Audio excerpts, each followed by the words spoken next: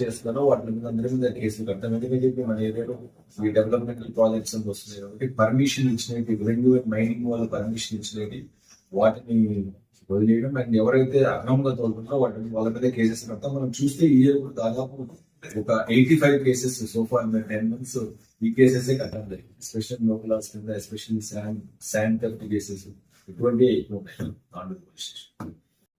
Enforcement cases especially మనకు gaming అని లేదంటే ఈ వుడ్ ట్రాన్స్పోర్ట్ అని లేదంటే sand transport cases major cases and మిగతా యాక్సిడెంట్ కేసెస్ కూడా మనకు ఒక 15 వరకు రిపోర్ట్ అయింది. Both fatal and non fatal. Last మనం చూస్తే ఈ 10 months ట్రైన్. దీంతో బేసిక్గా మనకు తాండూరులో బేసికల్గా కొద్దిగా ట్రాఫిక్ సిగ్నల్స్ లేకపోవడం అనేది కూడా అండ్ ట్రాఫిక్ సిగ్నల్స్ కూడా మాట్లాడుతున్నట్టు వీలైనంత త్వరలో ట్రాఫిక్ సిగ్నల్స్ ఇన్స్టాల్ జరుగుతున్నాయి. అండ్ కొత్త పోలీస్ స్టేషన్ కూడా ట్రాఫిక్ పోలీస్ స్టేషన్ కూడా ఒక సైట్ మనం చూసి దాని తగ్గట్టు దానికి స్టాఫ్ అంతా కూడా అలాకేట్ చేసి పోలీస్ స్టేషన్ కూడా మన ట్రాఫిక్ పోలీస్ స్టేషన్ అనేది శాంక్షన్ అయింది. దానికి ఒక సైట్ చూసి కన్స్ట్రక్షన్ టెండర్స్ పాల్పరచడం జరుగుతుంది. మిగతా క్రైమ్ అంతా మనం చూసే నార్మల్ గానే ఉంది.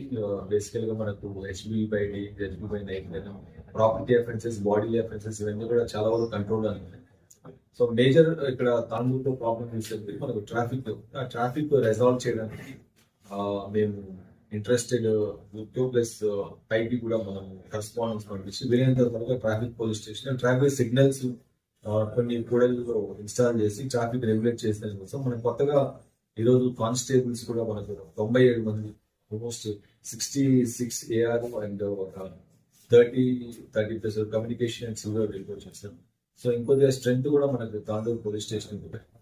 సో వాటిని కూడా మనం ట్రాఫిక్ కంట్రోల్ ఉపయోగించుకోవాలి.